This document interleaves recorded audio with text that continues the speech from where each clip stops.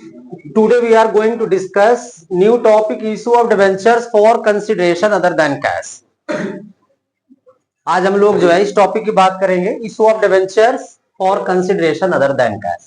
क्या होता है issue of debentures for consideration other than cash? Company क्या करती है, वेरियस असेट्स परचेज करती है।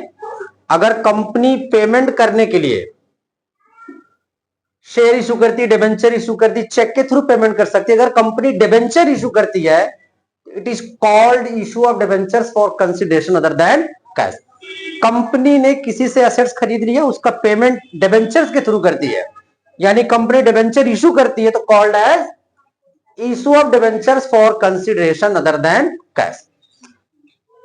एग्जाम में जब भी क्वेश्चन आएगा तो शेयर या डिबेंचर दो में से कोई एक question consideration other than cash share वाले चैप्टर में भी है और डिबेंचर्स में भी है, इसे दोनों में कोई एक क्वेश्चन आएगा। तो सबसे पहले बात करेंगे ऑन परचेज ऑफ असेट्स। जब हम असेट्स परचेज करेंगे तो एंट्री पास करेंगे sundry assets account debit, sundry assets account debit to vendor, to vendors account, sundry assets account debit to vendor. अब यहां पर तो हमने लिखा है sundry assets account debit to vendor, vendor मतलब लायबिलिटी है। अगर सपोज करिए क्वेश्चन में वेरियस असेट्स गिवन हो, बिल्डिंग, मशीनरी, फर्नीचर, तो सन्ड्री असेट्स के प्लेस में सबको वन बाय वन डेबिट किया जाएगा और क्रेडिट किया जाएगा वेंडर जिससे आप परचेज कर रहे हैं। सपोज करिए X limited purchased building from Y limited, तो वेंडर की जगह में वाई लिमिटेड आ जाएगा, जिससे हम लोग परचेज कर रहे हैं वो क्रेडिट होगा। जितनी एसेट्स परचेज करेंगे वो सब डेबिट होंगे, बिल्डिंग, मशीनरी, फर्नीचर, डेटर्स, कुछ भी सब डेबिट। क्रेडिट में क्या आएगा? वेंडर। वेंडर हमारे लिए क्या बनती है? लायबिलिटी, इसलिए यहां पर क्रेडिट में लायबिलिटी भी आएगी। और जो सबसे इंपॉर्टेंट चीज है, जब भी हम लोग ये एंट्री पास करेंगे, अगर डेबिट साइड की अमाउंट कम पड़ेगी यानी शॉर्ट हो जाएगी, तो डेबिट में डिफरेंस अमाउंट को गुडविल के नाम से जाना जाएगा। किस नाम से जाना जाएगा? गुडविल।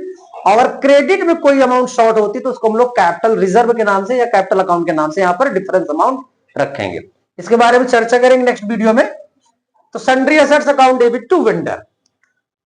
अब इसके बाद अगर कंपनी ने कोई पेमेंट कर दी या if any amount paid by cheque या एक्सेप्टिंग बिल, तो आप किसको पेमेंट करेंगे? वेंडर्स को। तो एंट्री पास होगी vendors account debit.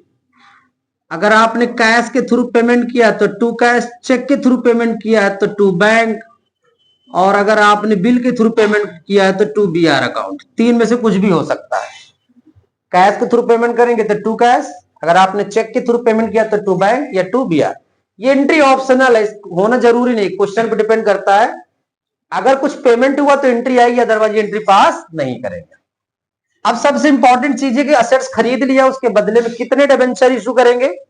Debenture issue करेंगे तो एंट्री क्या पास होगी? तो सबसे पहले अगर डिबेंचर एट पार इशू कर रहे हैं, एट प्रीमियम, एट डिस्काउंट, जिस तरीके से शेयर्स पार और प्रीमियम पर इशू होता है, बट डिबेंचर क्या कर सकते हैं? पार, प्रीमियम, डिस्काउंट तीनों पर इशू कर सकते हैं। तो डिबेंचर इशू कर रहे हैं तो यहां पर एंट्री पास करेंगे vendors account debit to debentures account पार में, और इसके बाद यहां पर एंट्री हो जाएगी premium, vendors account debit to debentures account to securities premium. और अगर डिस्काउंट पर इशू हुआ है तो vendors account debit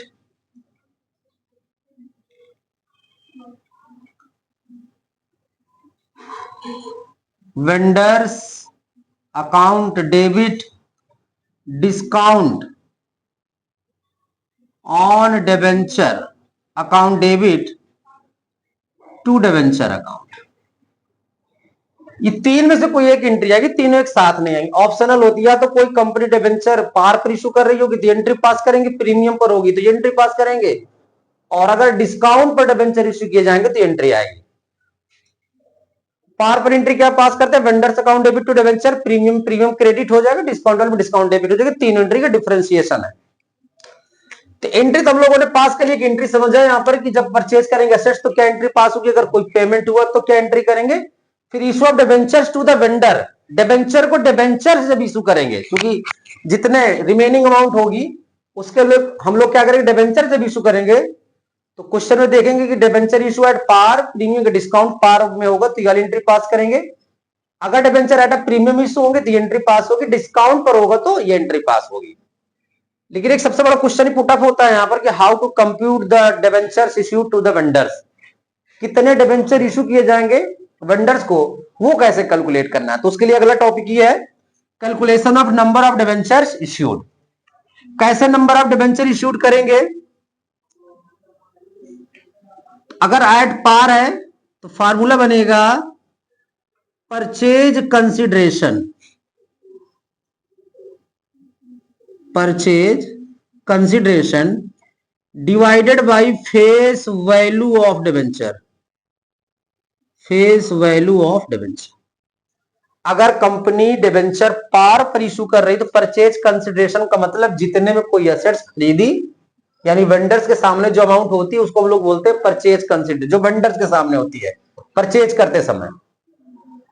purchase consideration divide by face value of debenture, अगर कोई अमाउंट पे की गई है तो परचेज कंसिडरेशन से माइनस की जाएगी। अगर कोई अमाउंट पेमेंट नहीं की गई या एंट्री नहीं पास हुई तो यहां पर परचेज कंसिडरेशन पूरा पूरा लिया जाएगा।